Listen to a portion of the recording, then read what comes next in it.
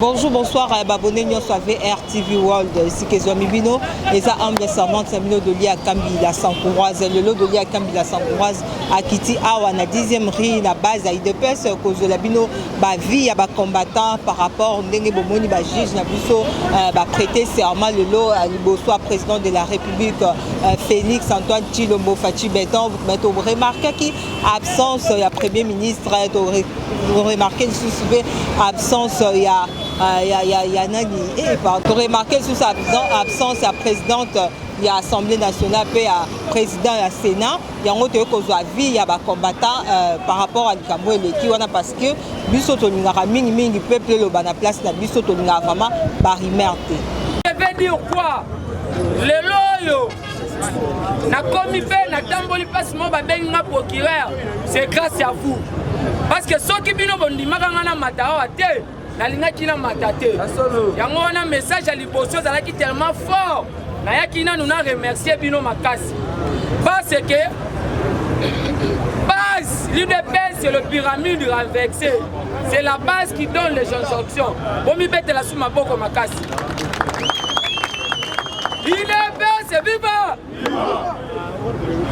bomba et tiens si c'est que du Wamulu Malobaki les jours vous verrez la population congolaise descendre dans la rue réclamer leurs droits. C'est le début de la démocratie. Bon, mettez ma par là, parce que Etienne Tshisekedi Wamuluma, c'est un prophète politique. C'est ça. Les loyaux, voire même dans le monde, et là, que salami les loyaux, et tikala ko salemate. Parce que on a prouvé voir même aux députés fabriqués chez Corneille Nangaa que non, l'Assemblée nationale ce n'est pas une émanation de Kingakat. L'Assemblée nationale est une émanation de la population congolaise autosali. Oui. Pourquoi? Parce que les lois de la Jeff Sabino, na FCT c'est un moment bafiqué déjà crise. Bon, nous mettons ma bonne case.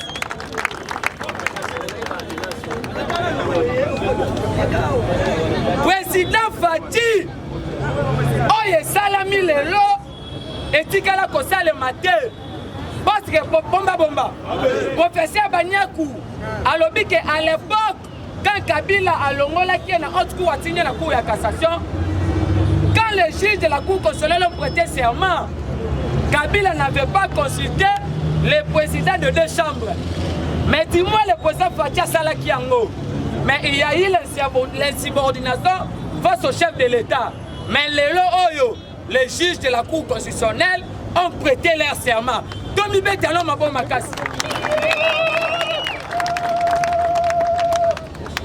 Cour constitutionnelle, des pouvoirs, Bandeko. Yo peut-être c'est l'arrestation à Kabila. Mais tu dois savoir ceci. Nous, on a combattu le système Kabili. Dans le système, il y a eu l'impunité de Chadar, les détournements et la corruption. C'est pour cela que vous avez vu le président Fachi dire ceci. Nous allons déboulonner le système et non la personne. Les loyaux, pour constitutionnel, Bona Kabila, Aboué. Juge Nabiso Lekiliboso, professeur Kalou Badibwa, c'est un juge extraordinaire. C'est vivant. Juge Nabiso, oh ya ebisa caméra l'intellectualisme, c'est une classe des individus rares. À ne pas confondre avec les diplômes. Voire même en Europe, les intellectuels sont rares. Ce sont des aspects moraux. À lobby, je décide de respecter la Constitution. Yoka chef de l'État, oui, je prends acte. Papa! Et là, quand on commence à vous quitter, tu vas passer la crise là qui n'a qu'à te le mettre dans tout. Ouais, même si le matin. Faut-il lobby? Oui, je prends acte. Je vous accepte comme le juge de la Cour constitutionnelle. Parce que le serment était reçu par le chef de l'État. Bomba. Le premier ministre a déjà sanction pour l'insubordination face au chef de l'État. Ah, faut-il un politicien? Mettez-le possible.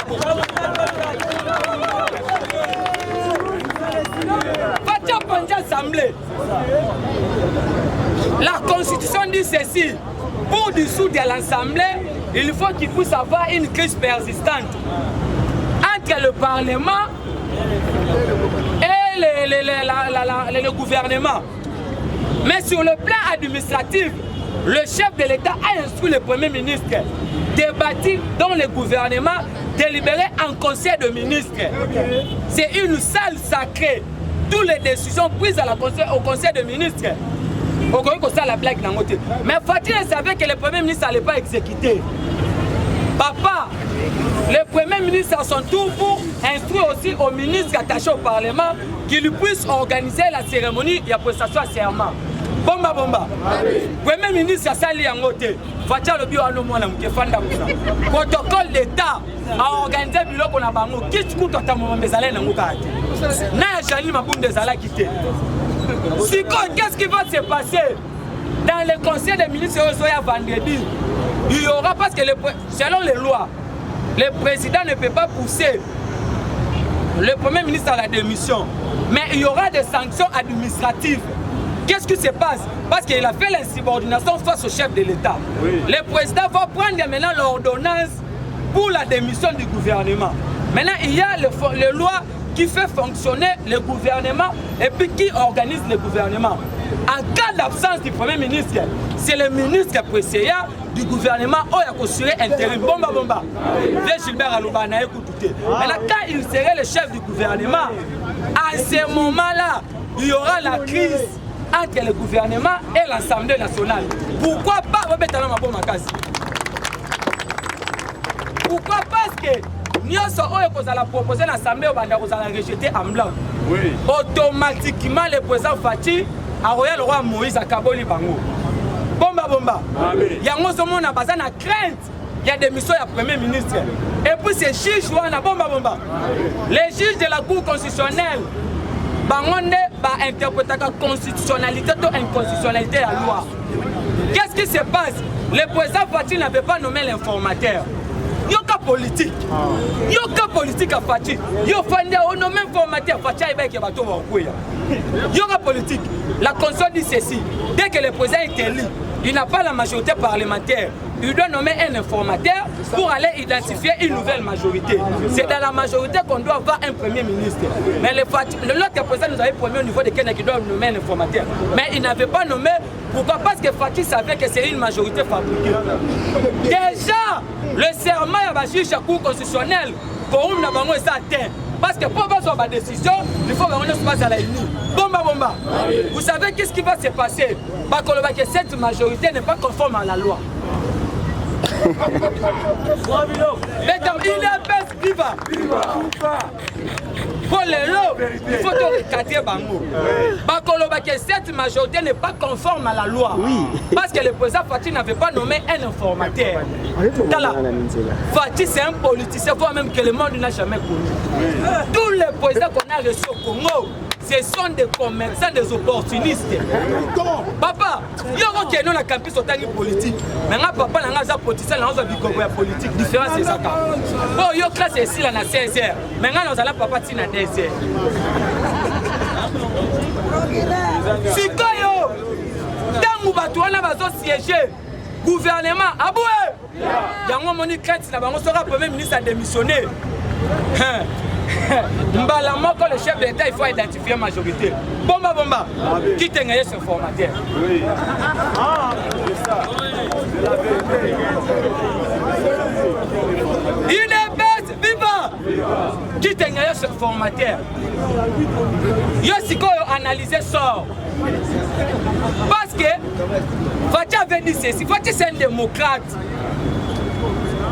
L'histoire retiendra avec l'UDPS l'instauration totale d'un état de droit. Fatih ne peut pas agir sous pression. Vous savez le contexte qu'on avait trouvé ces pays. Toutes les institutions étaient par terre. Maintenant, parce que Kabila n'avait pas la bonne volonté de relâcher le pouvoir. Fatih a joué la politique, les corbeaux et les rêves. Oh, je ne vais pas arrêter Kabila, c'est mon partenaire. Il y en a.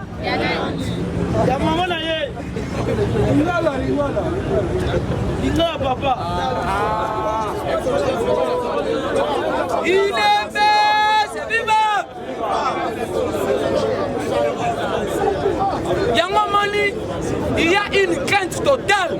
Papa, Fati Abouki FCC sans voir la majorité parlementaire. Mettez le chef d'État Mako Makabo. Est-ce que Bilo Monanan, beaucoup matin a processus à coup sur les blagues? Quel est ce président-là qui peut oser aujourd'hui comme Fati avoir même sacrifié sa vie? Parce que le président Fati a dit en Belgique que non, des fois je me réveille 2h, 3h. Attends, pas la Koutana Bangote. Pour l'intérêt général de ce pays. Parce que Fati, c'est le Moïse du Congo. Fati doit libérer ce pays. Fati a légué le testament politique, laissé par Étienne Tshisekedi Ouamoulouba. Les loyaux, crise c'est ça totale. Yango Moni, chef de l'État, il déjà marche de manœuvre à Bato FCC. Habite à Momamba Yaka, Chalil Mabunda Yaka, Constitution Nango. Démontrez-moi là où j'ai violé la Constitution.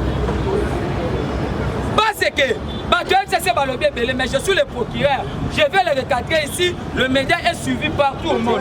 Le chef de l'État n'a pas violé la Constitution jusqu'à preuve de contraire. Qu'est-ce que la Constitution dit? Les juges, les mandats de juge de la Cour constitutionnelle sont inamovibles.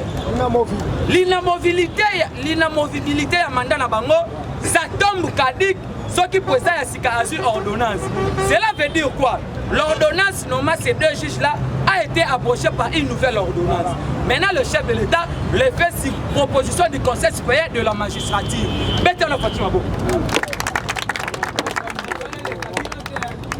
Bomba. Maintenant, le DG Chouana, à la place d'attaquer le bureau du Conseil supérieur de la magistrature, on est comme un pouvoir judiciaire. On va attaquer l'institution. Fati la Belgique,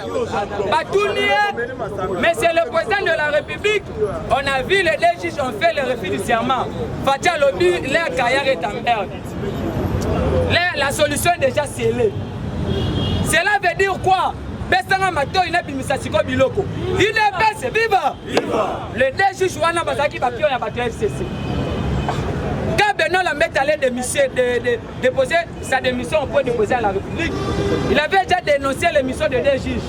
Alors que les soucis du FCC, c'était de reconquérir cette majorité en 2023. Il y a un moment des juges ceux qui ont Koumi à 9, ils ont pris sa décision. Qu'est-ce qu'on met la fatigue? Il leur a permis, en conformément avec la Constitution. Il y a un moment où le FCC, jusqu'à preuve de côté, on va comprendre maintenant ce qui s'est passé à l'appareil judiciaire. Il y a maintenant une crise encore entre l'institution pour les tribunaux et le Parlement. Il y a un moment où Fati lobby déjà makambozo à la makasi parce que Bachi Jouana bomba dans la première minimum en 2003 et 2013. Pourquoi? Parce que quand on a pris le décret, c'était en violation avec la Constitution. Yango moni tisikoyo bazo comprendre que les gens de l'amour ont dit que non, oh Fati a sali coalition la Kabila pour te kamoka. Fati c'est un politicien. Fati savait que non, il n'y avait pas une voie d'aller à la cohabitation. Il fallait qu'il te coalise, mais pour l'intérêt général de la population congolaise. Maintenant, aujourd'hui, Fati a destitué Kabila sur tous ses pouvoirs. Ce n'est pas l'individu Kabila, c'est le système.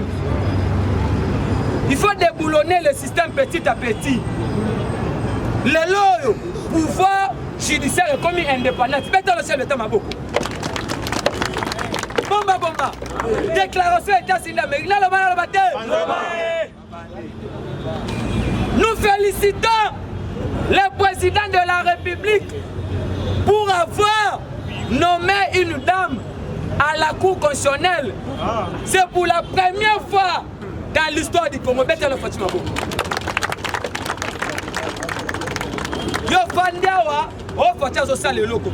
Fati savait que ce gouvernement n'a que facilité et agité. Il fallait qu'il y ait un mec qui a la fête accomplie. Yango Moni a touché le Premier ministre, a reçu maintenant sanction. Vieux Gilbert a zoné. Vieux Gilbert a créé crise Fati à Tchembeli. Le gouvernement a boué sur le plan constitutionnel.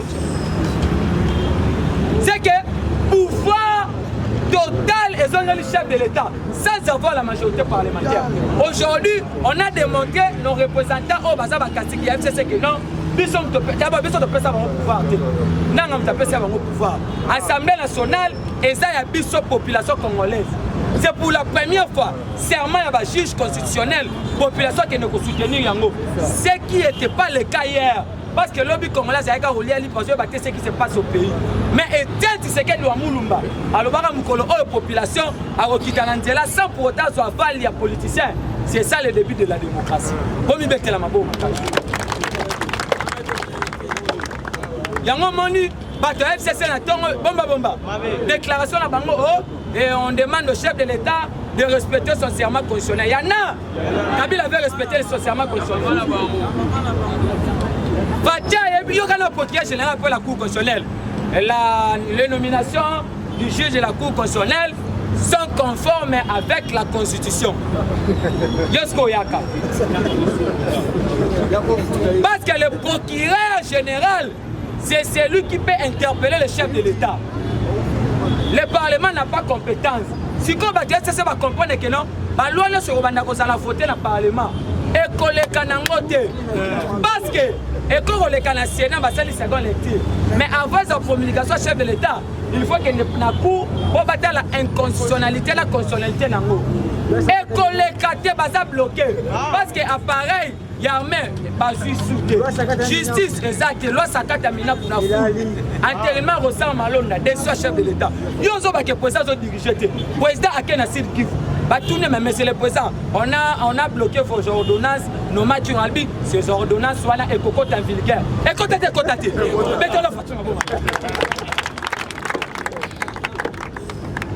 Papa, pas la politique, il y a des démocrates.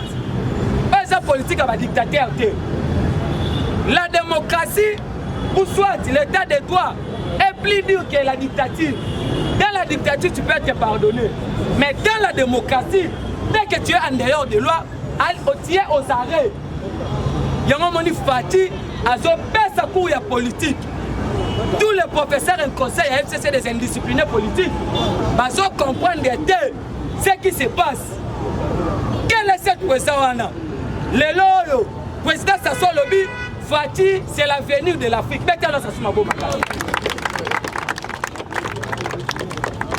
On est là pour consoler les hommes qui ont passé la crise la Kinakati Lobby. Bambato yotamu mambazulo be pas Kabila.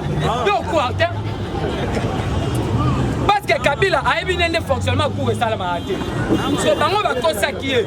Donc comme il a su que ba kono to ya la biso na siamate. So ya tuni bango bino bokosa inga boko mi so ba su wende. Parce que Kabila a bien ta français. So un gouverneur incapable de s'exprimer même en français. Kabila ne sait même pas le rôle de la Cour constitutionnelle. C'est pour cela, bomba. Il y a un moment où président Fati en Belgique à lobby. Moi, je ne vais pas m'éterniser au pouvoir. Et puis, c'est anormal pour un président qui travaille beaucoup dans ces pays-là, qui puisse dépasser plus de 2 mandats et être en bonne santé. Cela veut dire qu'à l'époque, Kabila ne travaillait pas. Kabila notika na Kinakati en train de prendre le champ. Maintenant, chose qui tourne, c'est Abandé Koko Saé. Quand on va causer Kabila est à maboko pouvoir et que papa, pouvoir est lengi. Depuis aujourd'hui, on a encore son soukoni. Kabila Sikoyo, attends la politique à Fati le corbeau et les renards. Oh, c'est mon papa, tenez, il y en a. Oh, bon, même à Congolais. Yango moni na M7 zolo mona calamité parce que bate a copier des matchs. Yo rolinga ba debito na batika olympiaka.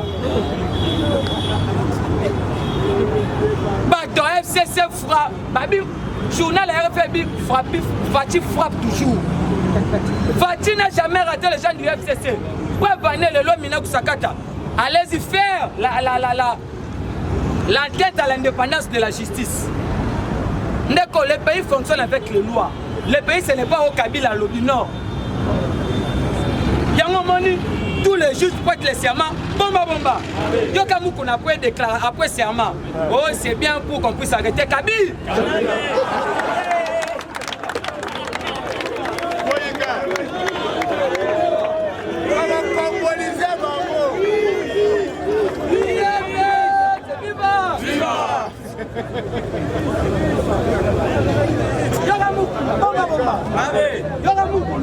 Après serment, oh évêque Moukouna, on vous avait Alobi à l'Assemblée nationale. Oh non, je suis venu soutenir le juge de la Cour constitutionnelle. Et puis c'est bien pour qu'on puisse arrêter Kaby. Politique comme elle là.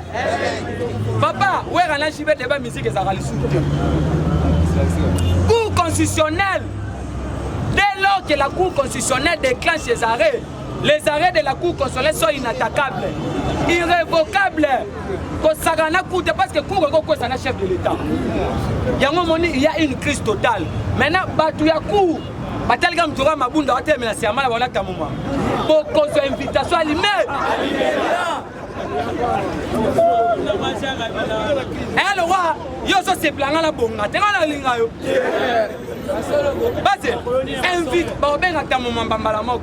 mais c'est un moment, vous avez frappé l'avion à Goma, explique-moi. Janine Mabunda, vous avez dit que non, le président n'est pas un juriste, c'est le président, c'est l'outrage. Bomba. Kabila dimanche n'est pas Fati, à quel audience? Fati a rejeté na blog. Bomba. Dossier Bochap, 32 millions de Kabila qui est là. Kabila bloqué samedi dans l'aéroport pour que Bukavu. Monsieur le sénateur a vu. Il faut nous donner les motifs de votre voyage. Ce qui est exalté, au Kosongo Kokendete, Kabila n'a pas voyagé. Faut-il maîtriser ce cacique ici, la calme. Oh, Shadak, il y en a indiscipliné politique. Nous, toi, nous comme chef de l'État, nous sommes maman, nous sommes sapés maman.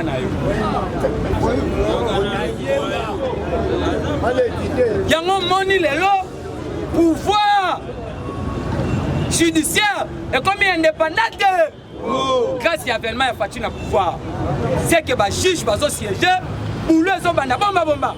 Procureur général pour la Cour cassation. À cette déclaration, il est bête, viva. Alors, nous proposons que le ministre de la Justice arrête avec ses injonctions positives au niveau du parquet. Ça risque voire même de bloquer des dossiers X ou Y.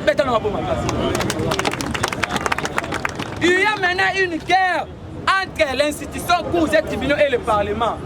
Parce que l'injonction négative ou positive de la ministre de la Justice donnée au parquet, ça peut aussi arrêter un dossier X ou Y. Bomba. Tout le cas, c'est un blocage qui dossier à rejeter chez HFM.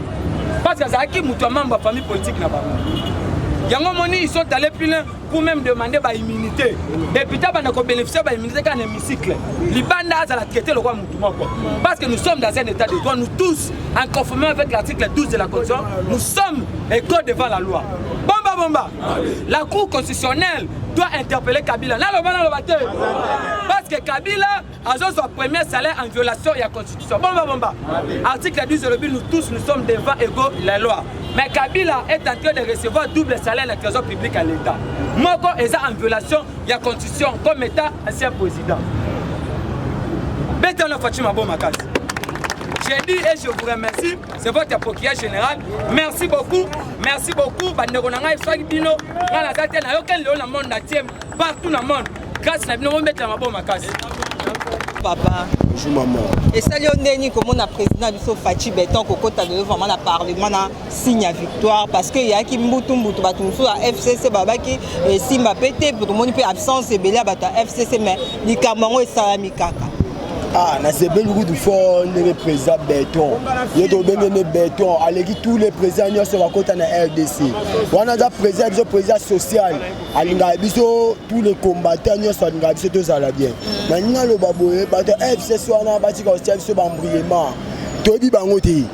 Ata bayete c'est l'autre. Ata bayete c'est l'autre. Déjà ndenge za boko mi na maboko na biso. Elo biso to luka kinde yango na to swango. Bango baza ba miyibi ba 18 elo mo ba salite. Ba benga biso to za ba via ba Salomo ba seka biso. Biso lelo to jide ya pouvoir faut batika biso to fanda kimia. To ba 18 ba komisi ba dunyo so ba kulune ba miyibi.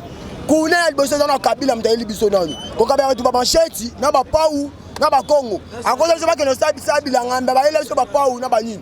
Chada na nous Rwandais et l'onglo wangulu.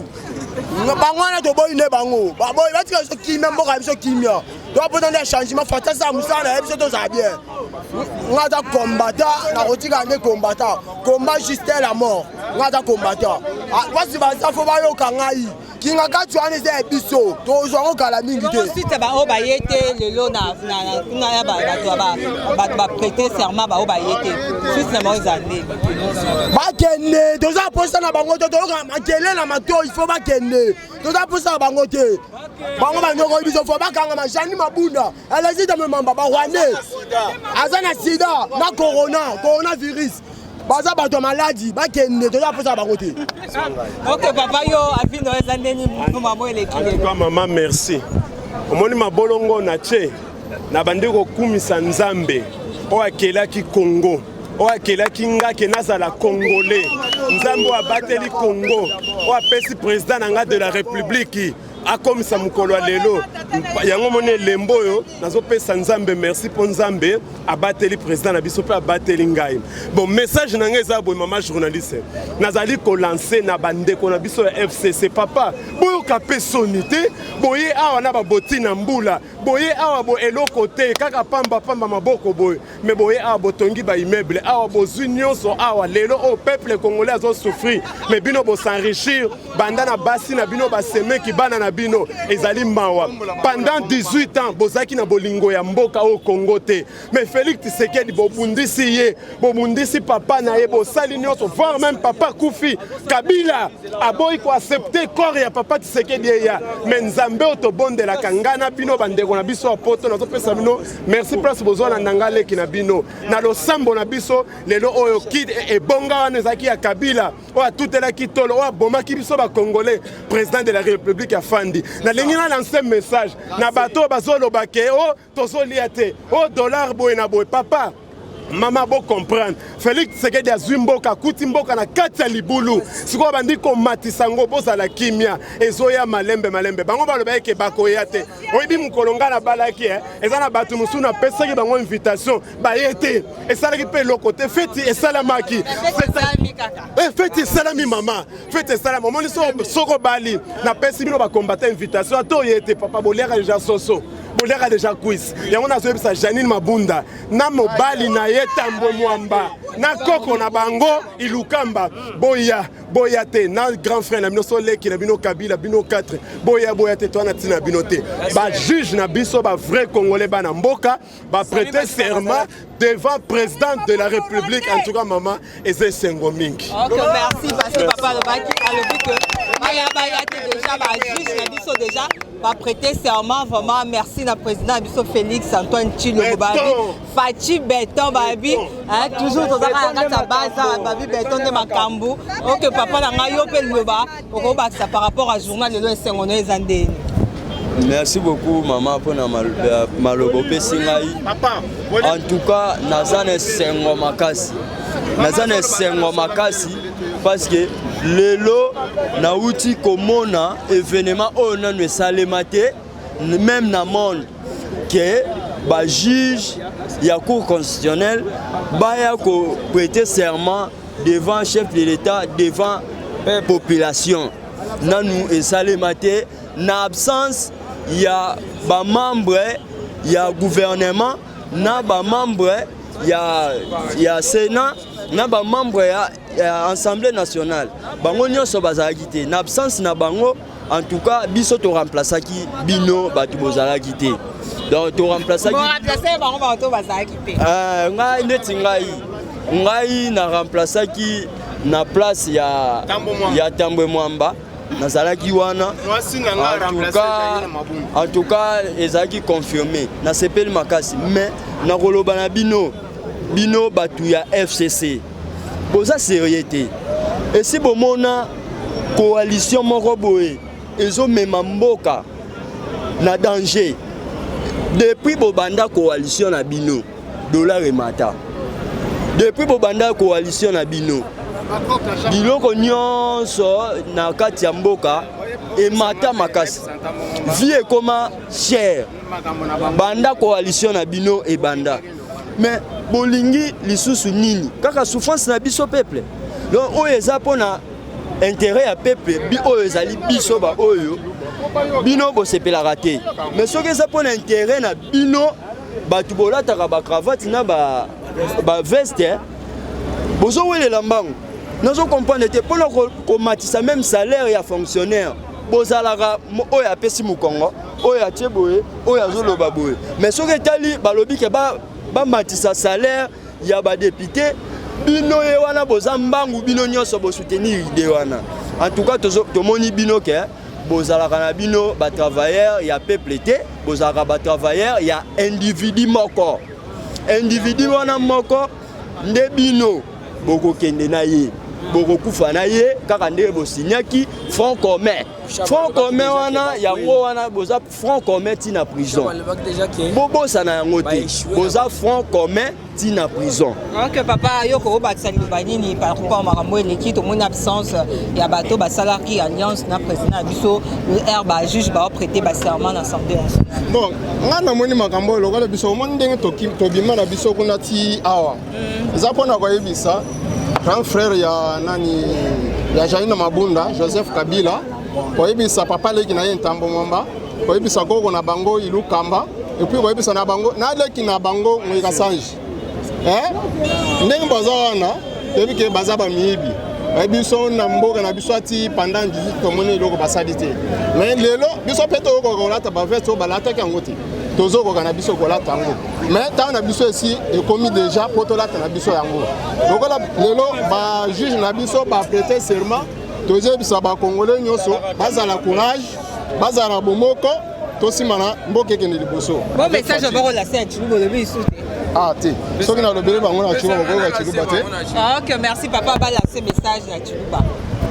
Ok papa même mandi kumpala kwa chinjijimbi bwa kunu leja bwani lekela imuchimu rumona muno ayamu nu yakashiji bibi bya bwene binu tunula bwa ku siège abi te tutu banku dika siège nga yetu toka no amile te tu parlement debout tu du fort bwa ku siège kunto muno ayamu nu yila mom wateta bwa ku hingana ni tututaka na neno we wantamba mwamba nyijani na mabundu ni mwane ngoyika sanshi ni kabila nuvuba manya ni nutujikunda nenu kushala ni chinto chibumu chenu cha famille mais kinchenu cha famille toka tena bantu benu to numanya ni malo a changer à partir awale tujinenu kanu chokuto tujinenu mwaba wonsuno ya bwa kubwelu tujinenu wecha nini mabuni kwa mwana sante udinenda ud ana mwana sante udinenda baka kwambile bimpa bwa sante udinenda udu merite kala wa assemblée muji ni sida usama mbuka munga chimwetu ni mwa Rwanda munga chimwetu duke bachinyi twasaki vila tatu ça va